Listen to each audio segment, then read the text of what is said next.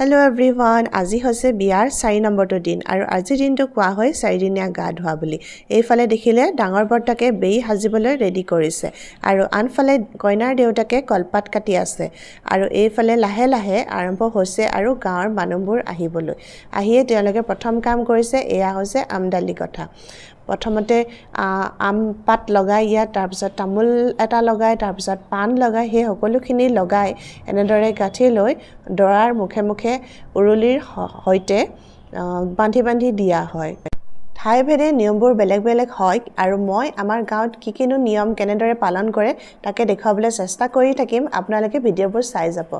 আৰু আনফালে এয়া গাঁৱৰ জীয়ৰী সৈতে মানে লগতে আমাৰ পাহিও আছে, আহি মাহ আৰু হালধি পিচিবলৈ আৰম্ভ কৰিছে।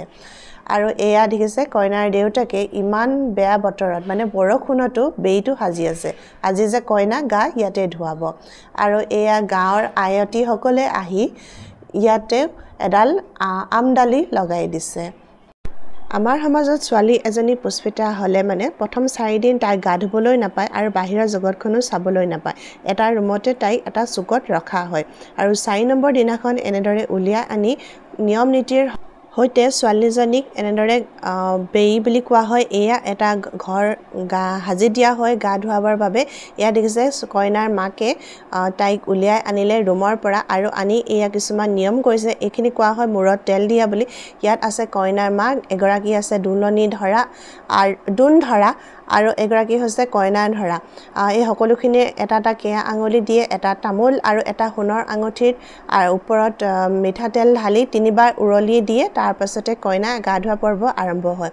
ইয়াত দেখিছে প্ৰথমতে মাকে মাহ আৰু হালধিৰে এইটো কি বুলি কয় মই বুজি নাজানো নামটো, এনেকৈ কৰে। তাৰ পাছতে এয়া আহিল আমাৰ অকণমানি দোণ ধৰা, তাইও আহিলে এয়া নিয়ম কৰিছে আৰু তাৰপিছত কৰিবলৈ আহিছে এয়া আমাৰ কইনা ধৰা। তাৰপিছত এই সকলোখিনি নিয়ম এনেদৰে কৰি আছে। এয়াই হৈছে আমাৰ 4 দিনীয়া গা ধোৱাৰ নিয়ম। আচলতে এইখিনি সময়ত গাঁৱৰ যিখিনি মানুহ এতিয়া উপস্থিত আছে আমাৰ ঘৰত, সেই মানুহখিনি ইয়াত থাকিব লাগে, কিন্তু আজি বতৰটো যিহে বেয়া দেখিছে নহয়, সেইকাৰণে তেওঁলোকে দূৰৰ পৰাই মানে সাক্ষী হৈছে আজি এই সময়খিনি।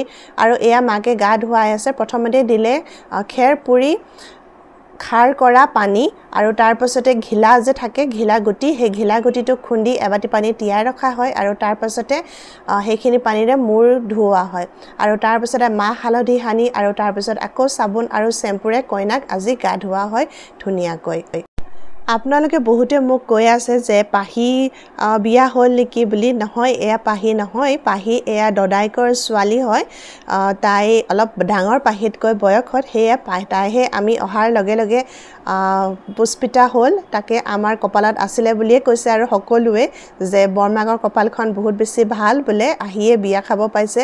কাৰণ মানে তাইৰ যিগৰাকী বাইক আছিলে, তাইৰ এবাৰ আমি অসমত আছিলোঁ, সি 2 মাহৰ কাৰণে ছুটি লৈ এনেদৰে, আৰু তেতিয়াই সেই বাইকৰো এইটো সময়তে এনেকুৱা হৈছিলে আৰু আমি শান্তিৰে মানে বিয়া খাই যাব পাৰিছিলোঁ।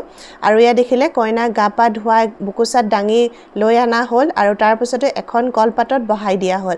আৰু আজি আমাৰ নিয়ম মতে মুগাৰ কাপোৰ পিন্ধোৱা হয়। এয়া দেখিলে প্ৰথমতে মুগাৰ এখন মেখেলা, তাৰ পাছতে মুগাৰ এখন ৰিহা পিন্ধোৱা হৈছে আৰু মুগাৰ ৰিহাখনৰ পাছতে এতিয়া দিয়া হ'ব এখন মুগাৰ চাদৰ ওপৰত। চাদৰখন যিকোনো হ'লেও দিব পাৰে, তেনেকুৱা কোনো ধৰা বন্ধা নিয়ম নহয়, কিন্তু মুগাৰ ৰিহাখন আৰু মুগাৰ মেখেলাখন দিবই লাগিব, সেইটো আমাৰ নিয়ম। আৰু তাৰপিছতে এয়া ৰেডি কৰি কইনাজনীক খোপাও বান্ধি দিছে অলপমান, মানে আজি একেবাৰে বিয়াৰ দৰে নকৰে, কিন্তু সৰু সুৰা অলপমান যাতে কইনাৰ এটা ৰূপ লয় সেয়া ৰেডি কৰি দিছে। আৰু আনফালে এয়া দেখিছে বৰমাক